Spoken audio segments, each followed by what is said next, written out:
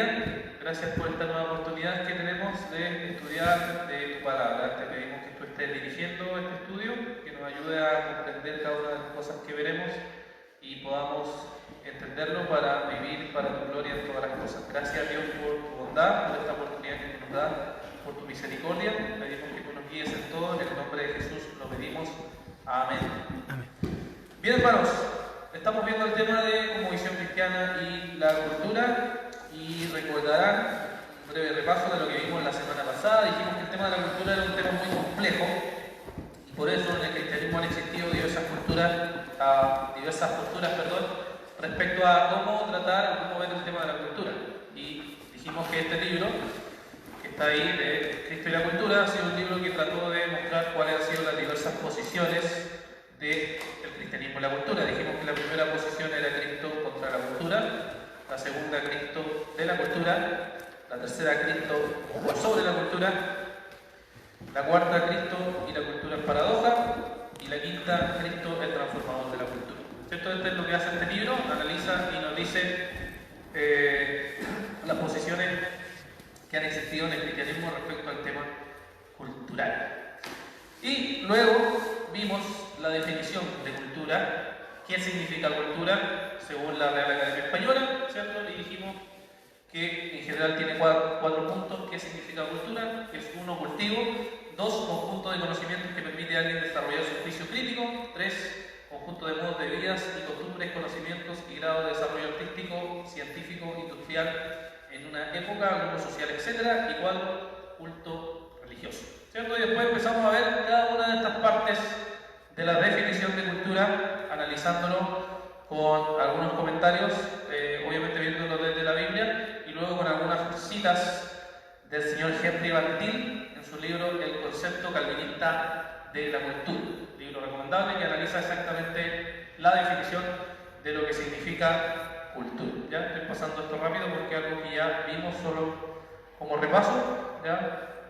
Qué es lo que significaba y qué es lo que es una cultura. Vimos que no es neutra, que es religiosa por naturaleza, que lo que expresa una cultura es lo que es la religión en el fondo que hay en el corazón en esa cultura, y que se refleja por medio de costumbres, tradiciones, etc. ¿Ya? Entonces eso es lo que vimos la semana pasada, y hoy vamos a avanzar un poco más respecto a la Biblia y la cultura, que nos dice la Escritura. ¿Ya? Entonces dijimos que la idea de la cultura es que toda cultura en sí tiene una religión, o es religiosa, y por tanto tiene una fe o una creencia, ¿ya? Y desde esa fe o desde esa creencia es que construye todas las cosas de una cultura, ¿ya? Por eso ponemos la fe o la creencia como la base de toda cultura. Por eso decimos que es religiosa, porque las creencias que tenga esa cultura se va a reflejar en todas las cosas que hay en la vida. Por ejemplo, en el concepto que haya de familia, la creencia que tenga de familia es lo que se va a reflejar en esa cultura. La creencia que tenga o la fe que tenga acerca del trabajo se va a reflejar en la visión que tengan respecto al trabajo. La creencia o la fe que tengan respecto a la educación es la que se va a reflejar en la forma de educar que esa cultura tenga. La creencia que tenga respecto a la política o la fe que tenga respecto a la política se va a reflejar en el modo de hacer política. Y la fe que tenga también en la economía, o la creencia que tenga acerca de la economía, se va a reflejar, ¿ya? Y las artes también, ¿ya? La creencia que tenga acerca de las artes, o la creencia religiosa que tenga, se va a reflejar en las diversas expresiones artísticas que hay en esa cultura. Ya ese es el punto de que una cultura tenga una fe o sea religiosa. ¿Ok? Entonces vamos a ir viendo cada uno de estos paso a paso. Ahora todavía estamos viendo el tema de la cultura y vamos a seguir avanzando un poco en la Biblia, pero fíjense cómo eso apunta a algo que es el reflejo de esa creencia o el reflejo de esa fe. Bien, entonces vemos la Biblia y la cultura. Voy a seguir cambiando el micrófono porque está fallando. ¿Aló? Ya. llevar. Entonces, para resumirlo en una cosmovisión, Dios creó todo bueno, incluyendo las culturas o culturas. ¿Ya? Dios creó al principio todo bueno. Recuerden que eso es la cosmovisión básica que creemos. Dios, el Señor creó todo bueno. Pero la caída afectó a la cultura o culturas, si se quiere decir. Y el Señor es quien redime la cultura o culturas. Y finalmente, la consumación llevará a la redención toda la creación. Entonces, eso es pensar en cosmovisión. ¿Se acuerdan que fueron los 3 primeros pasos que vimos? Creación, caída, redención, consumación.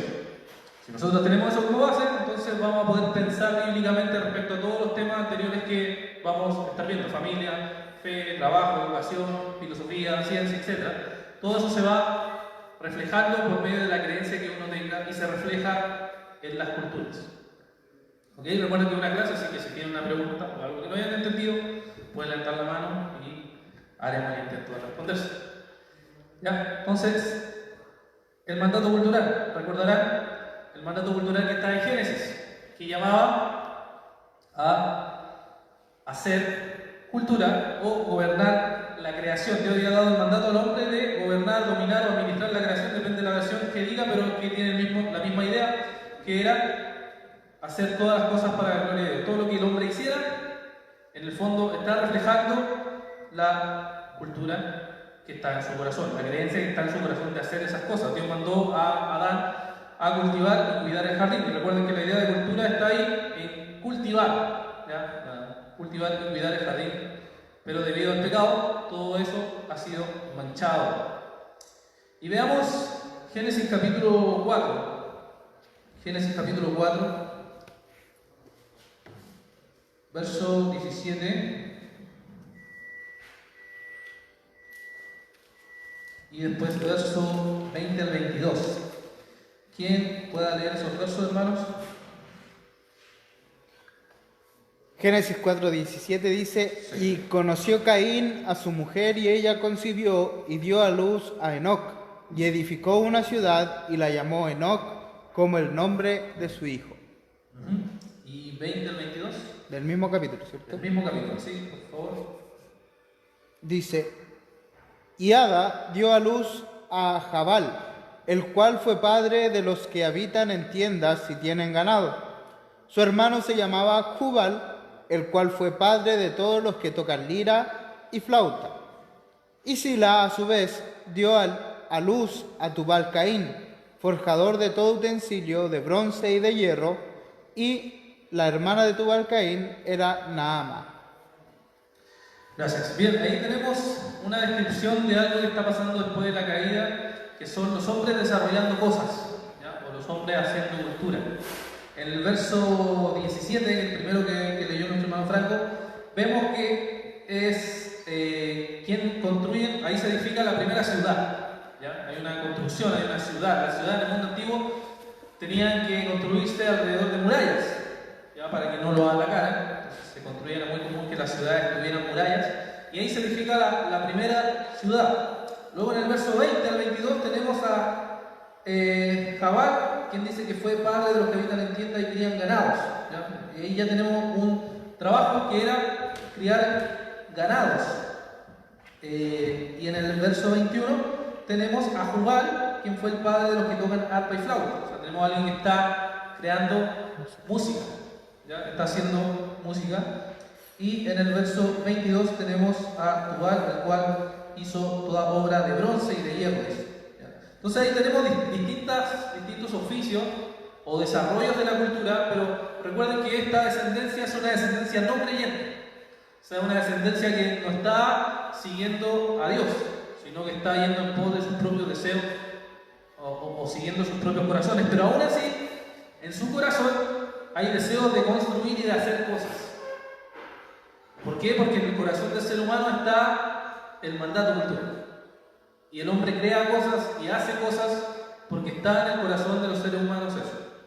Ahora, por supuesto que lo hace para el pecado, lo hace para su propia gloria, no para la gloria de Dios, sí, pero eso no anula que esto no esté mal.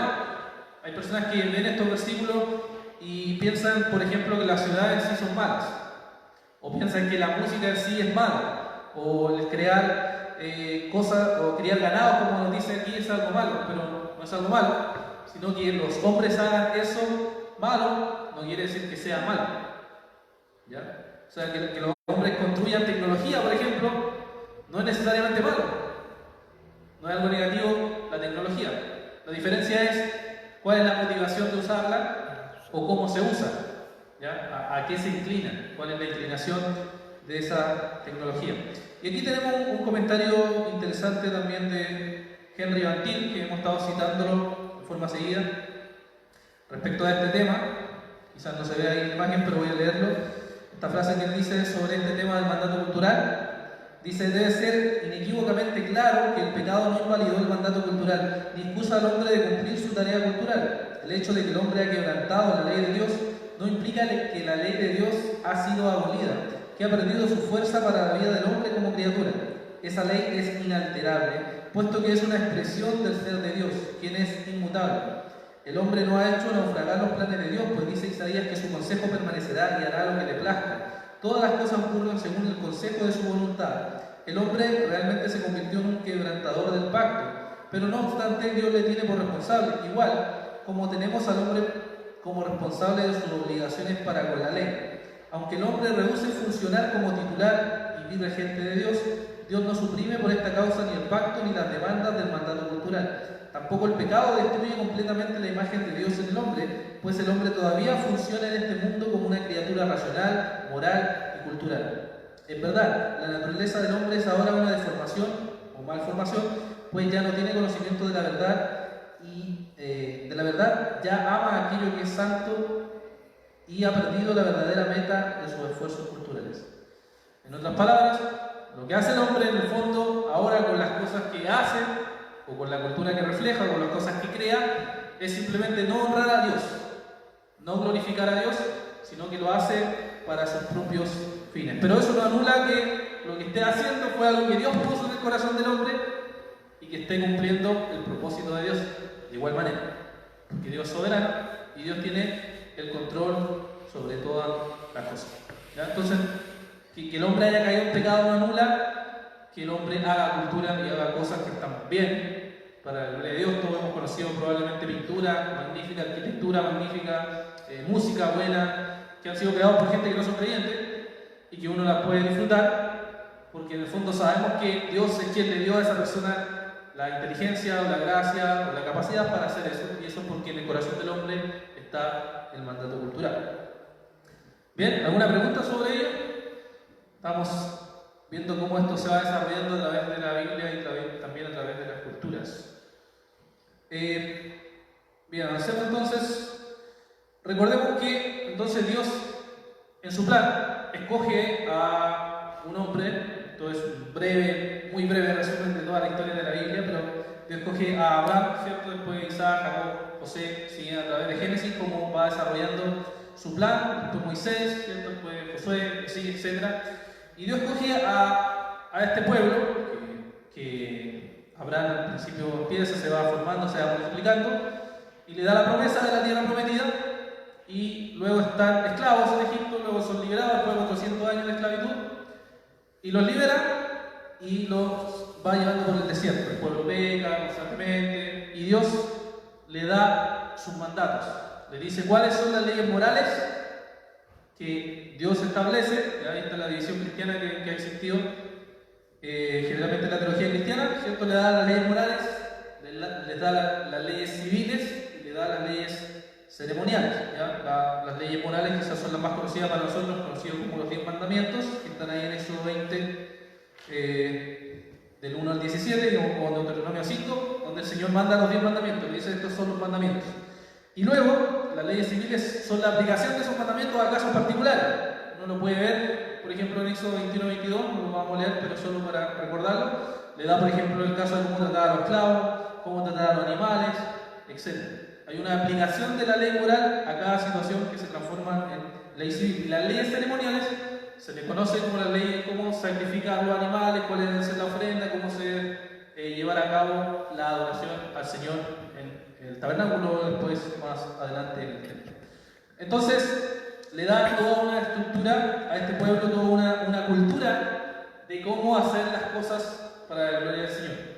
Pero el pueblo y sus gobernantes se corrompen, ¿ya? Por causa del pecado, se corrompen moralmente. ¿Ya? Hay ejemplos en Éxodo 32, está el ejemplo cuando el pueblo se va a adorar a Moisés se está demorando y ellos hacen el becerro de oro famoso y empiezan a adorarlo, empiezan a alabarlo. ¿Por qué? Porque se corrompen moralmente. Después jueces 21-25, cada uno hacía lo que le parecía. Los que hemos leído el libro de jueces lo sabemos, cómo había afectado todo eso.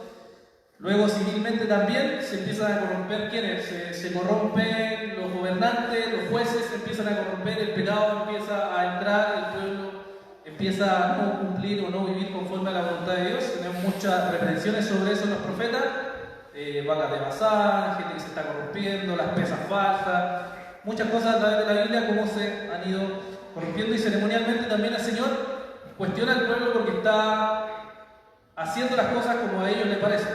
El libro, por ejemplo, de Malaquías tiene mucho de eso, en donde el pueblo había llegado a adorar al Señor como ellos querían. Dios le había dicho que tenían que, por ejemplo, presentar un animal puro, limpio, pero el pueblo no lo hacía y presentaba un animal como a ellos les parecía.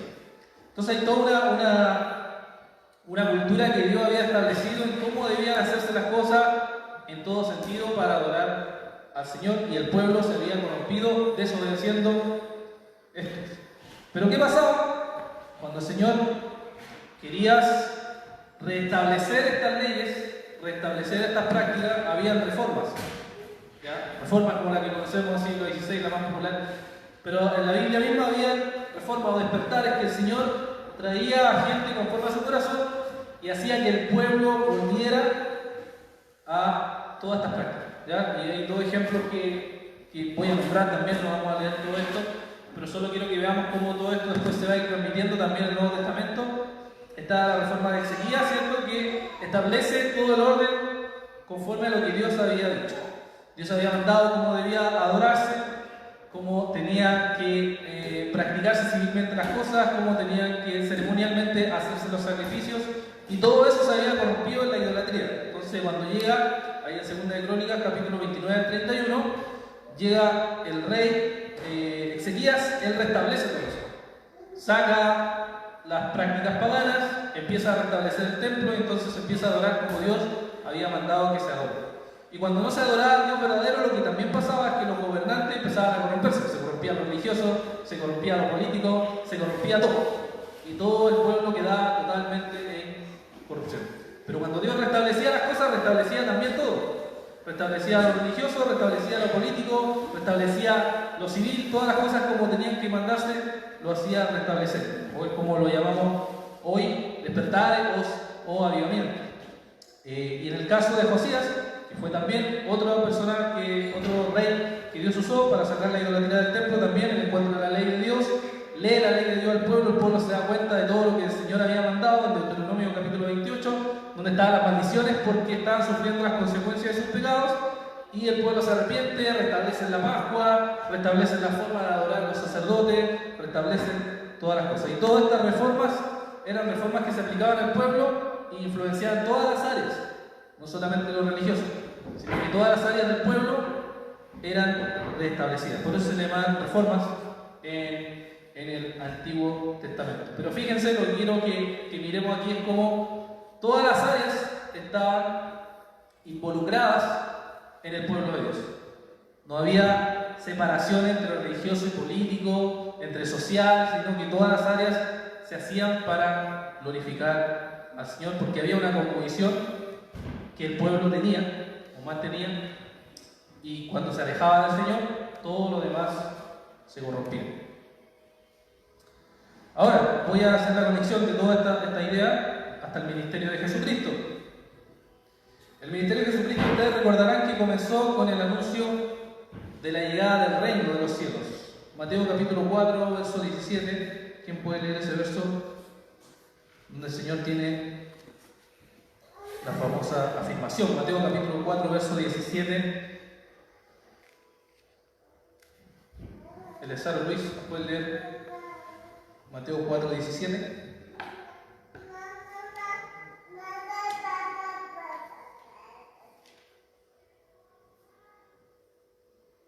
Desde entonces comenzó Jesús porque el reino de los cielos se ha acercado. Bien, ¿cierto? Ahí está el anuncio del arrepentimiento. ¿Por qué? Porque el reino de los cielos se había acercado. O sea, había un reino que desde el Antiguo Testamento se había prometido que iba a venir. Ya para los que recordamos Daniel y la imagen de la estatua, donde hay muchos reinos, pero dice que un día va a venir el reino, va a pisotear todos los demás reinos. La idea de reino que venía desde el Antiguo Testamento no incluía solamente el arrepentirse de corazón, sino que incluía el ser transformada todas las cosas.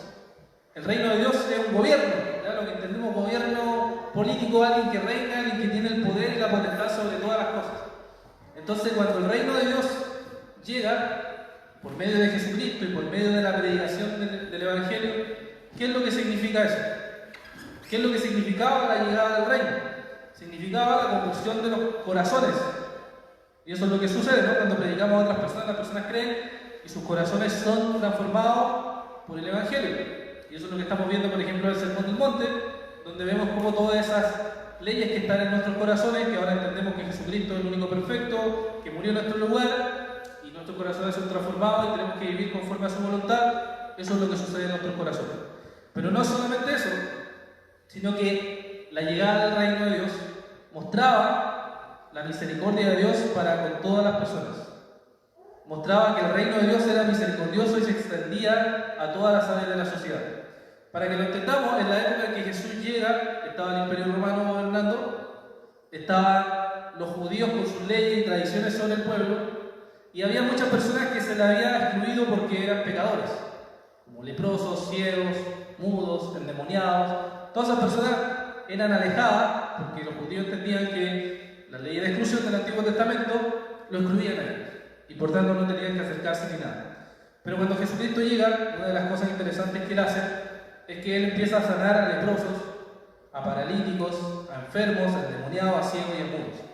Y eso significaba que el Evangelio había llegado, que el reino de Dios se había manifestado, que el Señor estaba mostrando su misericordia para con todos, y que el reino de Dios había llegado para transformar todas las cosas.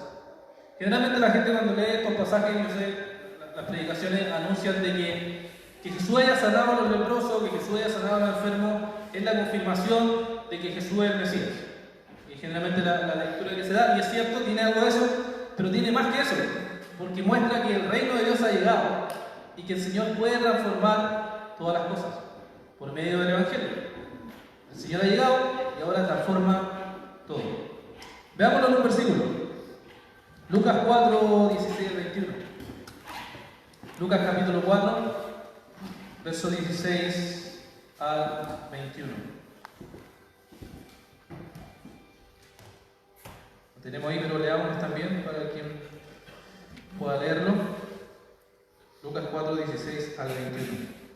Dice, llegó a Nazaret, donde se había criado, y según su costumbre entró en la sinagoga el día de reposo y se levantó a leer.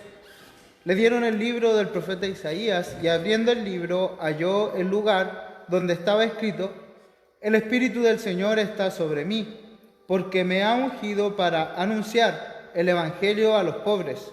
Me ha enviado para proclamar libertad a los cautivos y la recuperación de la vista a los ciegos, para poner en libertad a los oprimidos, para proclamar el año favorable del Señor.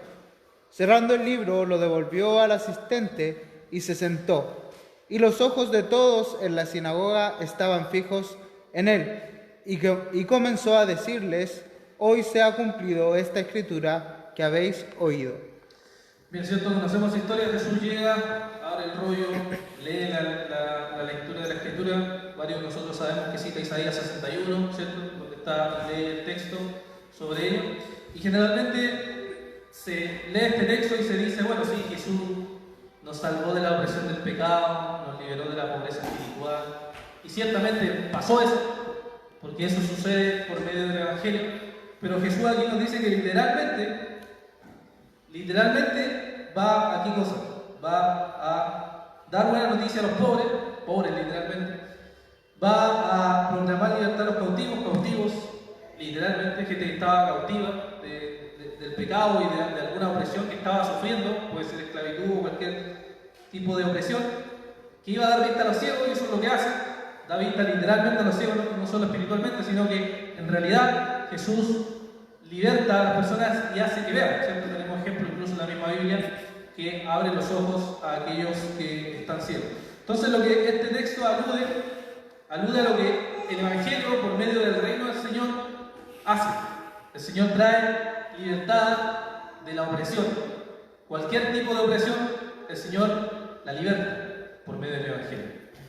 O sea, el Evangelio transforma no solo a la persona, sino que puede transformar a miles de personas y finalmente transformar a una cultura por medio del Evangelio. O sea, el Evangelio va transformando a las personas y eso va transformando a la cultura que está compuesta de personas. O está compuesta de prácticas que son contrarias a la voluntad de Dios y que se rompen por medio de la práctica del Evangelio. ¿Ya? Entonces, esto es lo que nos muestra el Señor o el misterio de nuestro Señor Jesucristo, que va rompiendo todas estas estructuras que hay, opresivas sobre el hombre. El Evangelio transforma a las personas y a la vez rompe cualquier tipo de estructuras. ¿Ya? Esta visión de ver así el Evangelio generalmente se ha ido diluyendo para reducirla a solamente la salvación personal. Y se dan cuenta, nosotros leemos estos textos y pensamos solamente en salvación personal, que es obviamente una parte muy importante, pero además amplía todo. O sea, si vemos el Evangelio como el Señor actuó, el Señor mostró la gracia y la misericordia y rompió todo tipo de prácticas que había. Y vamos a ver cómo eso funciona o cómo funcionaba el cristianismo en la iglesia primitiva. Bueno, la predicación apostólica siguió más o menos lo mismo. Los apóstoles mostraban esta misma actitud que Jesucristo, predicando la llegada del reino. Y en Hechos capítulo 2, ¿cierto? El gran sermón de Pedro, llamando al arrepentimiento, pero a la vez sanando también a las personas por medio del poder de Dios. Personas que eran también alejadas del templo, separadas porque la veían como pecadores. Los apóstoles, por medio del poder de Dios, ¿cierto?, fueron y sanaron a esas personas y mostraron así que el reino de Dios eran palabras y poder, era mostrar la gracia de Dios y la misericordia de Dios. Y el Evangelio transformó también las estructuras culturales de aquella época. Por ejemplo, estaba la relación matrimonial. La relación matrimonial en aquella época, para aquellos que han entrado un poco más al texto de Efesios 5, saben que estaba la idea del pater familias, que era la idea de que el varón tenía el poder absoluto sobre la vida de la esposa y de los hijos. Podía matarla si quería. Y él era el que mandaba y hacía todo. Pero cuando se leen estos textos en la época en que Pablo lo escribe, era un choque tan grande leerlos, porque la persona veían lo que decía el Señor, que el hombre tenía que amar a su esposa como Cristo amó a la iglesia, y era una locura entender eso. Y que tenía que amarla así como el mismo Señor amó a su iglesia con sacrificio hasta la muerte. O el trabajo, que los esclavos tenían que servirle a sus amos con un corazón realmente sincero, y que los amos no tenían que oprimir a sus esclavos. Entonces él hizo una transformación, un cambio en eso. Y también en la esclavitud, ahí está el ejemplo de Filemón, donde Pablo escribe que lo trata a él no solo como un esclavo, sino como un hermano del Señor. Eso en la época era totalmente loco, porque la visión que había de la esclavitud era que el esclavo era una cosa y que solamente si yo quería podía matarlo, hacer lo que quisiera. Pero el Señor transformó también eso. No abolió necesariamente la esclavitud, pero eso iba a llevar a, sin duda, por los siglos, a abolir la esclavitud. ¿Por qué les estoy mostrando esto, hermanos? Porque quiero que vean cómo el Evangelio transformó todas las cosas. Cómo el Evangelio no solo transformó la vida de las personas, sino que las prácticas también que habían en aquella época. ¿Y por qué lo hicieron? Porque ellos traían toda una cosmovisión detrás, una visión de toda la Escritura, de lo que nos decía, cómo afecta todo esto a la vida humana. Y hay un libro que ha mostrado esto, para mí uno de los mejores libros, que él no es creyente, él es un sociólogo norteamericano, gringo, que escribió este libro, La expansión del cristianismo, donde él quiso estudiar, como le digo que no es cristiano, él no lo hizo a partir de la explicación que nosotros sabemos que es la verdad, que cómo se expandió el cristianismo por el poder de Dios, porque el Señor obró. Él dijo, voy a dejar de lado eso, voy a verlo solamente el proceso de cómo socialmente el cristianismo fue algo que impactó de tal manera en la sociedad y en la cultura que transformó todo. ¿Cómo pudo pasar? Se pregunta, ¿cómo pudo pasar eso? Y él empieza a analizar los datos y a explicar cómo sucedió. ¿Ya? Entonces, quiero mostrarle alguna cita que nos muestra él después de estudiar este tema, cómo el cristianismo influenció en la cultura romana y finalmente hizo que cambiaran muchas cosas que había en la época, como que la gente moría de peste y no le da lo mismo a los demás que se murieran, como los niños eran botados a la basura y los cristianos los recogían, y las mujeres practicaban una especie de aborto de distintas formas y muchas de ellas morían y por ello no podían después tener hijos. Ya, entonces, veamos lo que nos dice. Algunas citas voy a compartir de este libro. Dice, para comenzar, dice: los valores cristianos del amor y la caridad se tradujeron desde los inicios en normas de servicio social y de solidaridad comunitaria. Cuando llegaron los desastres, los cristianos estaban más preparados para hacerle frente, lo que significó que después de cada epidemia, los cristianos constituyeron un mayor porcentaje de la población, aún sin contar con los nuevos conversos. O sea, los cristianos, cuando vieron una peste, lo que era común es que si alguien está infectado con algo, en el mundo antiguo donde no hay medicinas, ¿qué hacía la gente cuando había infección en una ciudad? Se iba. Inmediatamente, porque sabía que eso se iba a expandir y me iba a llegar a mí, a mi familia y todos íbamos a morir. Entonces la gente se iba. Era lo más obvio y normal y sano que uno pudiera pensar. Pero ¿qué hicieron los cristianos? Los cristianos, no sé si todos, pero la mayoría de los cristianos de aquella época se quedaban en las ciudades y ayudaban a las personas a curarlas, o a estar con ellas, o a morir con ellas. Muchos cristianos hicieron eso. Pero ¿qué pasaba? En algunas ocasiones las pestes pasaban. No siempre, en ocasiones morían todos, pero en otras ocasiones las pestes pasaban y la gente veía que los cristianos amaban realmente al prójimo y decían: increíble que estas personas se hayan quedado sabiendo que podían morir. Y eso causaba tal impacto a las personas que muchas de ellas terminaban después siendo cristianos, porque veían que lo que ellos decían no era solamente un discurso, sino que era algo real.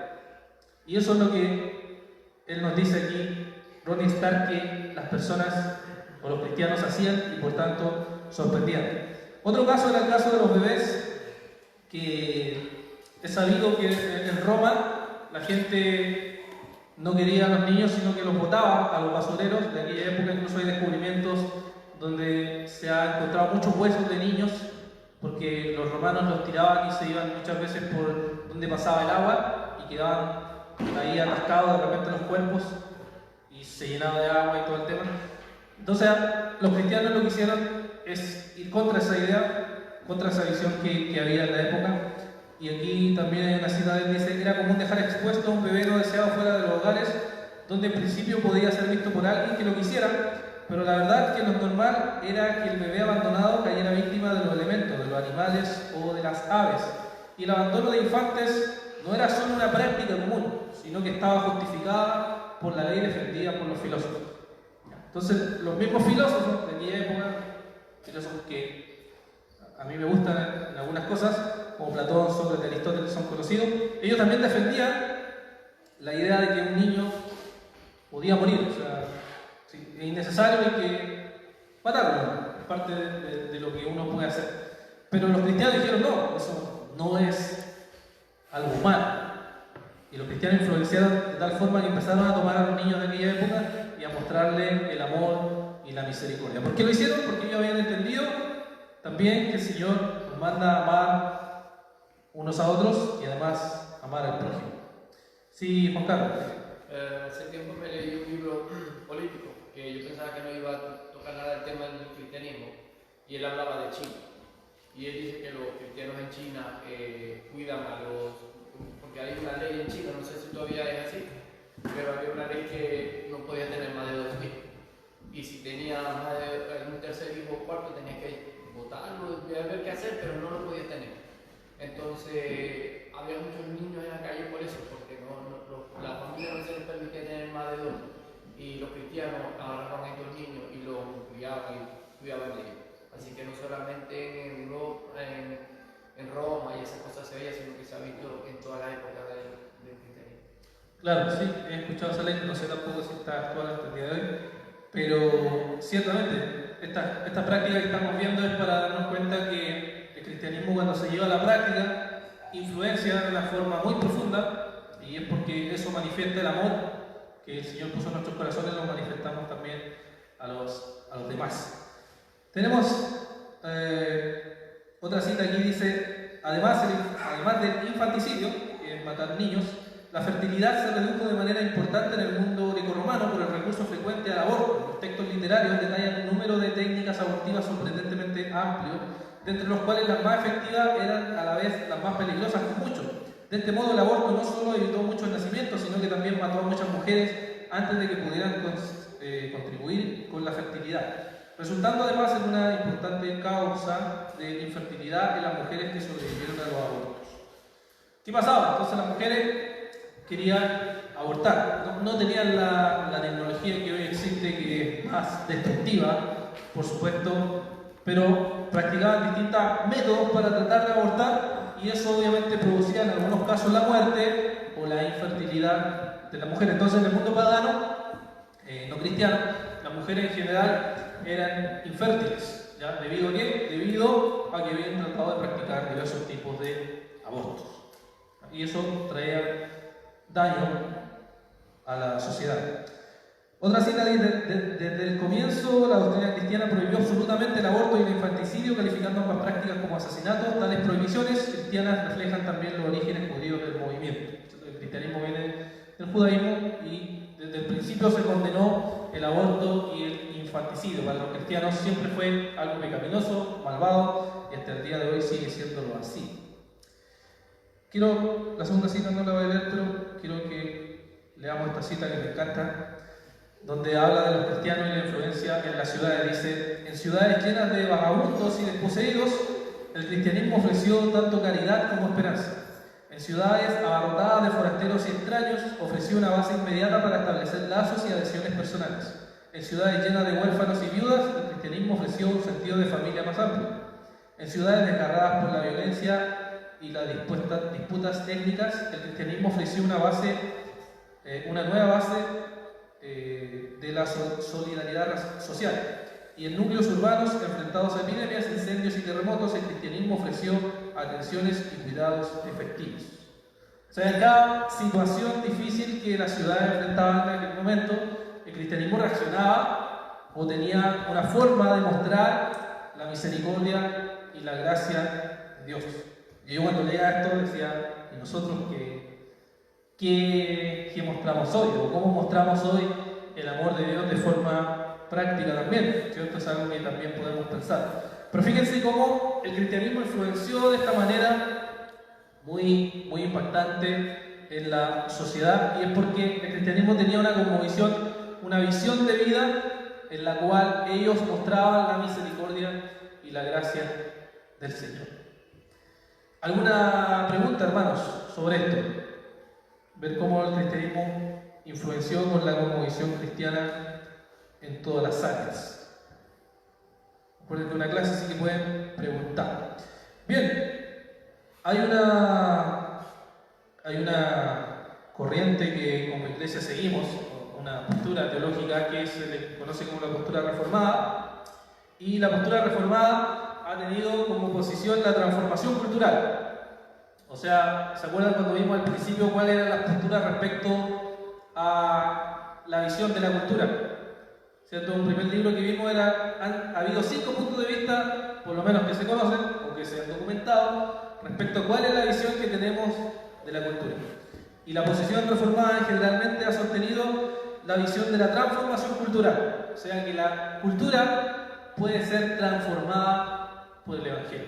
No solamente predicamos, sino que vivimos prácticamente nuestra fe, y nuestra fe va a influenciar todas las áreas de nuestra vida. Y esa corriente viene de varios autores, voy a nombrar 4. El primero es San Agustín, que no es necesariamente alguien reformado, que no existía en ese tiempo, pero fue alguien que pensó este tema de la cultura y dijo: ¿cómo entonces uno puede mostrar el poder del Señor transformador del Evangelio? Ahí tenemos a nuestro amigo Agustín, que varios se lo atribuyen, católicos, algunos reformados, algunos de por aquí y por allá.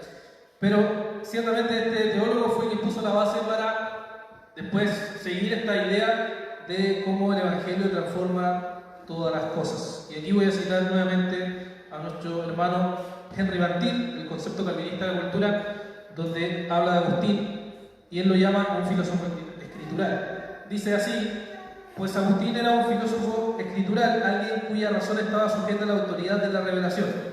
O sea, él se sujetaba totalmente a la escritura.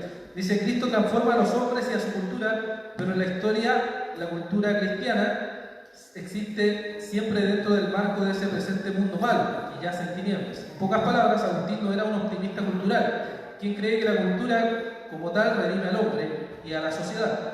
Tampoco es él un pesimista cultural en el sentido tertuliano de condenar toda forma de cultura simplemente por causa de su origen y asociación paganos. Agustín cree que los logros del empeño cultural del hombre deben ser saturados y transformados por principios cristianos para que desarrollemos una verdadera cultura que tema y glorifique a Dios en lugar de la cultura del mundo que es corrupta y desafía a Dios. O sea, está diciendo que veamos a San Agustín como alguien que se sometió completamente a la Biblia y que dijo: desde la Biblia yo puedo ver cómo el mundo puede ser transformado por causa del Evangelio. Y como viviendo en este presente mundo, no creemos que todas las cosas en este mundo sean necesariamente malas o malas en sí mismas, que es generalmente el argumento que la gente pone y dice sobre cualquier cosa: esta cosa es mala. Ya no sé, el cine es malo, por ejemplo. Agustín dice, siguiendo la tradición reformada, no necesariamente. Depende cómo se use. Porque el Señor le dio al hombre capacidad para crear cosas. Si creó cosas, depende de cuál fue el fin por el cual se hizo y cómo se usa. No es solamente decir esto es malo porque su origen es malo. Ese es un argumento muy común usado por las personas, ¿no? Hablar de que las cosas son malas por su origen. Pero el origen de todas las cosas es Dios. Dios creó todas las cosas. Ahora esas cosas se pueden distorsionar, ciertamente. Pero Dios creó todo bueno al principio. Y eso se le llama la idea de que el Señor puede redimir, que es restaurar o transformar esas cosas para la gloria del Señor. ¿Ok? Eso es lo que Agustín postula, y él escribió un libro que se llama La ciudad de Dios, ya que si algún día lo pueden leer, aunque un poquito largo, 1000 páginas, pero son detalles. Pero un libro muy bueno donde él postula esta enseñanza, en donde él dice en simples palabras que hay dos ciudades, ¿ya? Una es la ciudad de Dios, que se inspiró en un salmo, y la otra es la ciudad de los hombres. Entonces la ciudad de Dios vive en este mundo, donde está la ciudad de los hombres. Esa es la idea central, digamos. Muy simple, obviamente, hay muchas cosas medias, pero es que está la ciudad de Dios en medio de la ciudad de los hombres. Y esa ciudad de Dios tiene que influenciar de tal forma que vaya transformando todas las cosas para la gloria de Dios. Y esta es una cita se los voy a leer aquí del libro de San Agustín, del capítulo 28. Dice: en consecuencia, dos ciudades han sido formadas por dos amores. La terrenal, por el amor al yo, incluso sobre el desprecio a Dios. La celestial, por el amor de Dios, incluso por el desprecio al yo. La primera, en una palabra, se gloria a sí misma, la última en el Señor. Pues la una busca gloria de los hombres, pero Dios es la más grande gloria que de la otra, el testimonio de la conciencia. La una levanta su cabeza en su propia gloria, la otra dice a su Dios: mas tú, Jehová, eres mi gloria y el que levanta mi cabeza. La una se deleita en su propia fuerza, representada en las personas de sus gobernantes, la otra dice a su Dios: te amo, Jehová, fortaleza mía. Y por lo tanto los hombres sabios en una ciudad viviendo según el hombre han buscado ganancia para sus propios cuerpos o alma o ambos. Pero en la otra ciudad no hay sabiduría humana, sino solamente santidad, la cual ofrece la adoración debida al verdadero Dios y busca su recompensa en la sociedad de los santos, la de los santos ángeles, lo mismo que los hombres santos, para que Dios sea todo en todos. Fíjense ahí, hace un contraste, ¿cierto? Dice, en una ciudad, la ciudad de los hombres busca su gloria, su deleite, lo hace por su fuerza, lo hace para glorificarse a sí mismo. Esa es la ciudad de los hombres. La otra, la ciudad de Dios, lo hace para la gloria de Dios, lo hace por la gracia de Dios, lo hace confiando solamente en Dios y lo hace porque ama a al Señor. Entonces, estas dos ciudades conviven y chocan entre sí porque son ciudades que van por propósitos distintos y los mueven cosas distintas. Y hay motivaciones distintas que las van moviendo el uno al otro. El otro, este sí es más conocido, familiarizado con el señor Juan Calvino, teólogo francés, que se le conoce también como un teólogo de la cultura. Ahí obviamente no se ve esa cita tan chiquitita, pero les leo aquí lo que dice Henry Bantil también sobre Calvino, sobre cuál era la visión de él. Dice: en resumen, se debe recordar que Calvino como el teólogo de la cultura, estaba interesado en traerla a la obediencia a Cristo por medio de la palabra. Nuevamente, la base de la teología reformada es la palabra, la autoridad. Por tanto, la base tanto de Agustín como de Calvino era traer todas las cosas por medio de la palabra del Señor, bajo la palabra del Señor. Dice: en el área de la cultura el hombre es libre bajo Dios en la iglesia y el Estado, pero no es la libertad de licencia o la libertad de renunciar al mundo como malo. El hombre es justificado por fe y por regeneración es renovado a la imagen de Cristo. Por tanto, la influencia santificadora de la palabra debe extenderse a toda la existencia del hombre bajo el sol. Todo hombre tiene un llamado divino para cumplir el mandato cultural, pues todas las cosas son nuestras y nosotros de Cristo. Sin embargo, debemos ejercer moderación, paciencia y fidelidad en nuestra vocación diaria, trabajando para el Señor ante la mirada de Dios. Corabdeo, que era una frase latina que aludía a trabajar bajo el ojo de Dios o bajo la mirada de Dios. La concepción de Calvino de la cultura también es radicalmente escatológica, pues la vida total es una meditación de la vida por venir y todo debe verse a la luz de la eternidad. Por lo tanto, debemos aprender a poseer y no ser poseídos por las cosas de este mundo, pues el mundo pasa. Para Calvino, la cultura nunca es un fin en sí mismo. Toda la erudición, todo el arte y el aprendizaje, lo mismo que las formas más humildes de la cultura, han de usarse para el servicio de Dios y ejercidos para la gloria de Dios. De ahí que se encuentre una dualidad que existe en la cultura humana, pues la actividad del hombre no está dirigida al servicio y la gloria. Pues la actividad del hombre que no está dirigida al servicio y la gloria de Dios es autofrustrante, es vana y sin significado. Bien, lo que nos dice aquí esta cita es que lo que buscaba Calvino es que todas las cosas que existen en la humanidad y todo lo que hacemos, trabajo, familia, política, esté bajo la palabra de Dios, y todo llamado que nosotros tengamos no es solo llamado a la persona que sea llamado de pastor, sino que puede ser llamado político, llamado de científico, llamado de arquitecto, llamado de artista o lo que sea, lo hace para la gloria de Dios. ¿Ya? Y esa visión calvinista o reformada se fue transmitiendo después en la ciudad específicamente donde estuvo Juan Calvino, en Ginebra, donde él mostró o llevó a la práctica esta idea y estableció unas cosas que no podemos estar de acuerdo en todo, pero en general estableció una estructura en donde la palabra de Dios era la autoridad. Para los políticos, para el arte, para todas las cosas, la palabra de Dios era la autoridad total. Y cada uno tenía su vocación y esa vocación la hacía para glorificar al Señor. ¿Se imaginan que tengamos esa idea entre nosotros de que lo que yo estoy haciendo, lo que Dios me ha llamado a hacer, es para la gloria del Señor? Entonces esa es la idea que tiene la idea de la transformación cultural reformada. Otro caballero, aquí tenemos a Van Kuyper. Él fue un intérprete de la doctrina de Calvino, como se le conoce, y quiso darle un fundamento también a toda la esfera de la existencia humana.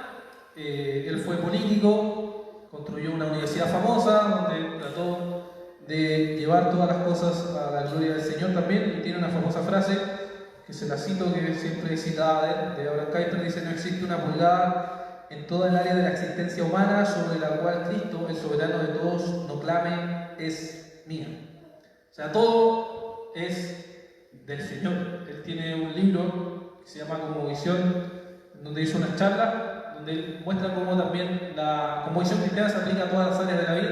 Más adelante también lo voy a estar citando, pero solamente para introducir cómo la teología reformada ha dado forma a toda esta idea de la transformación cultural.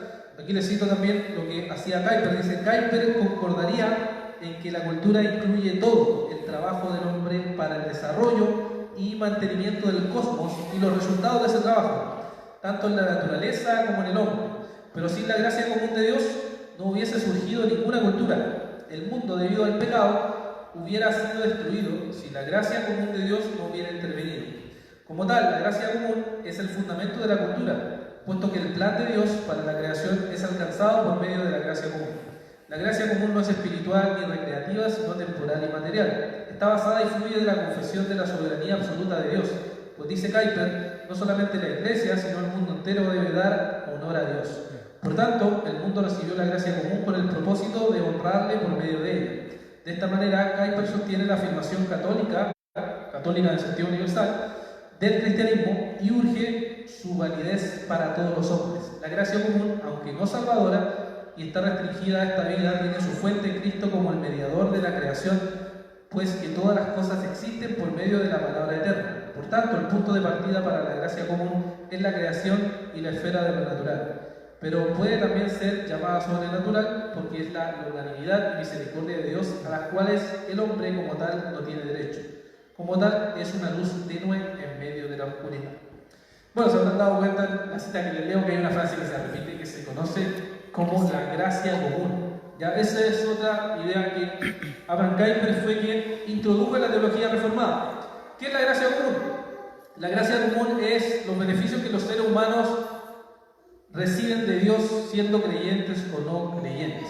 ¿Recuerdan Mateo 5 donde el Señor dice que el Señor da lluvia a los buenos y a los malos, hace salir el sol a los buenos y a los malos? Bueno, a eso se le conoce como la gracia común, como algo que Dios da a todos los hombres porque manifiesta su misericordia a todos los hombres. Y él, como teólogo, Abraham Kuyper, fue quien introdujo esta idea de la gracia común. ¿Ya? ¿Bien algo que agregar? ¿Algo que decir? ¿Aportar? Espero que se pueda entender, ¿sí, Franco? Pero es de un poquito más atrás, de hecho es de Agustín. Me llamó mucho la atención porque justo previo a eso hablabas de la influencia en la sociedad que debe tener el cristianismo, del tema bueno, lo que hizo Cristo con los paralíticos y de cómo en Roma hizo una diferencia en la iglesia. Y hoy día hay una controversia o un problema respecto a qué es más importante, si ser activo socialmente o si predicar el Evangelio.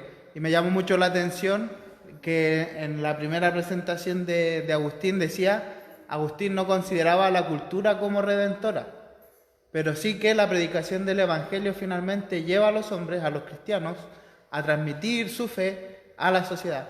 Entonces, creo que eso nos libra de finalmente los extremos, porque algunos por esta controversia se han retirado a sus iglesias, a sus templos, y se han quedado predicando el Evangelio, pero sin efectos reales en sus comunidades o incluso en sus propias vidas. Y otros, en el otro extremo, dejan de predicar el Evangelio y van a hacer actividades sociales y atienden a las personas, pero claro, la motivación central no es la predicación del Evangelio. Y vemos aquí que todos estos pensadores de la Biblia, una de las primeras cosas que nos traen o nos tienen que decir es que la Escritura debe ser lo que nos mueve a hacer lo que Dios nos manda a hacer finalmente. Me acordaba un poco de cuando Dios le anuncia al pueblo que iba a ser cautivo y le dice: cuando estén allá en las ciudades que no son suyas, ustedes cuiden esas ciudades, sean buenos ciudadanos, respeten a las autoridades. Finalmente, a través de eso también estaban dando testimonio de quién era su Dios. Claro. Sí, Juan Carlos. Me gustaría compartir algunos puntos, para la redundancia, de que cómo el cristiano influye en la cultura y tenemos que hacer la diferencia. Por ejemplo, en Venezuela, un libro de la editorial que él habla de eso, de que hay gente que ve que el mundo secular, el mundo cristiano, que eso no existe y eso. Después que yo me leí ese libro, que la portada es muy bonita, que tiene un corral. ¿De quién es el libro? Yo sé que la editorial es el y el autor habla de eso, de que no existe eso, que el mundo secular y mundo cristiano, sino que ella expresó esa frase que diste ahorita en el antiguo. No, una que diste Corán Deo. bajo el ojo de Dios. Corán Deo. Ajá, eso. Entonces, eso me influyó ese libro. Y entonces yo empecé a hacer algo que me diferenciara de otras personas que eran barbero también. Entonces yo dije, ¿cómo yo puedo aportar algo positivo a la sociedad a diferente de otros que también lo hacen un buen trabajo? Entonces hice lo siguiente: el Día del Padre agarraba no que le cortaba a todo el mundo, pero si escogía 5 personas, la más necesitada de la comunidad, por decir. Y yo le daba un papelito, le decía, hoy te toca y te voy a regalar eso. O sea, eso es parte de influir positivamente en la cultura.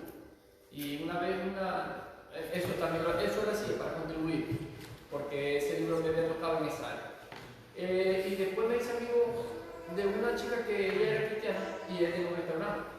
Y yo le decía a ella que yo le dije, oye, ¿y cómo haces tú esas comidas tan ricas que dan? No, yo trabajé para los chinos y yo aprendí. Y yo le dije, ¿y qué piensas tú de textos de la Biblia como, por ejemplo, hago todo para el Señor y no para los hombres? ¿Has entendido a profundidad eso? ¿Cómo aplicas eso a tu trabajo? No, Juan, explícame. Entonces yo le dije, eso significa que si tú haces comida, ¿verdad? Nadie ve lo que tú haces en la cocina. Pero tu conciencia como cristiana debe de ser influenciada por ese texto. ¿En qué sentido? En que debes hacer las cosas bien, salubre, porque recuerda que los estás haciendo como para el Señor y no para los hombres. Tu diferencia de tu restaurante a otros debe ser de que tu comida debe ser sana, debe de cuidar, no de estornudar de la comida, porque hay gente que hace eso porque no le importa, porque no lo están viendo, pero tú debes ser diferente. Entonces tu comida no solamente debe ser buena, sino salubre, o sea que debe de cuidar mucho que la gente no se enferme de cosas, porque de esa manera nosotros contribuimos a la sociedad y estamos cumpliendo ese mandamiento del Señor que dice que hagamos todas las cosas para el Señor y no para los hombres. O sea, tú estás haciendo comida y aunque recibes un beneficio monetario por eso, tú lo estás haciendo para el Señor, porque todo lo que hacemos es para el Señor. Cuando yo corto, por ejemplo, cuando cortaba, la gente me decía, no, que déjame bien porque voy a tu matrimonio. Y yo le dije, y si no vas con un matrimonio, yo te puedo cortar como sea. No, mi trabajo y mi deber es hacerlo bien, porque lo hago para el Señor y no para los hombres. Aunque voy a recibir un beneficio, siempre he tenido eso en mente, ese versículo que nos influye en todas las áreas de nuestra vida. Así es, claro, un buen ejemplo es de cómo hacer todas las cosas para el del Señor. Sí, Esther. Una pregunta en realidad, no sé si tengo la misma opinión, pero me llama mucho la atención que a veces las cosas sociales o proyectos de esa índole muchas veces se lleva a cabo o se resaltan más en iglesias que, no sé si, a veces incluso en iglesias que uno dudaría si son bíblicas o no.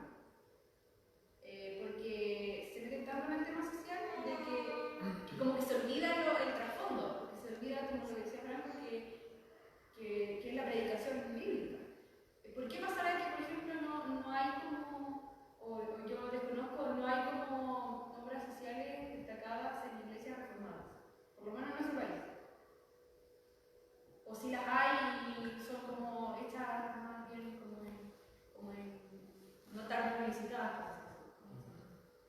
Sí, bueno, es algo que es para pensar en verdad.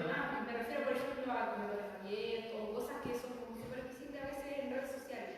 Comedores abiertos, café en la calle, con gente que vive en la calle, trabajo en hogares, por ejemplo. Sí, yo creo, bueno, la primera que hiciste la pregunta, que por qué está en la iglesia hasta que se duda que sea bíblica, yo creo que igual es generalmente su único fundamento o lo que los mueve es eso y no el Evangelio. Yo pienso que es más que todo una opinión o un pensamiento sobre por qué sucede ahí y aquí no. Y en las iglesias reformadas pasa que no, porque generalmente tendemos a ser más cuidadosos y no como que nos llenamos de doctrina.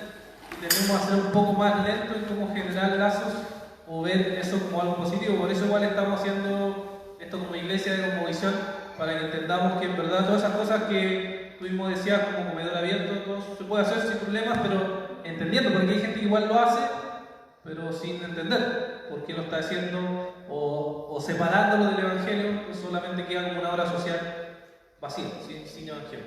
Eso puede ser quizás algún pensamiento de por qué pasa. ¿Alguna otra pregunta, Ross? Si no, vamos a terminar por hoy.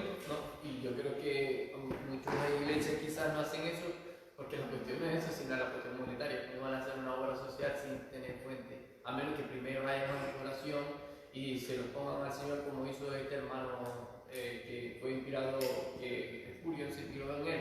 Ah, sí, George Muller. Ajá, Müller. Entonces, él hace oración y eso, y el Señor lo bendijo y él hizo la obra social, bajo esa perspectiva que tú dices, haciendo obra social. Claro, es que puede ser que nosotros generalmente esperamos orar primero y ver que el Señor quiere y no lanzarnos así como ya, ayudemos a toda la gente sin pensar bien. Quizás es por eso nos hace más lento, porque nos detenemos a pensar, a analizar, a reflexionar y después lo hacemos para la gloria del Señor. Puede ser una respuesta. Ya, vamos a terminar orando entonces al Señor y como siempre va a tener un tiempo para saludarse y luego ir al culto al Señor. Oremos. Señor, gracias te damos por esta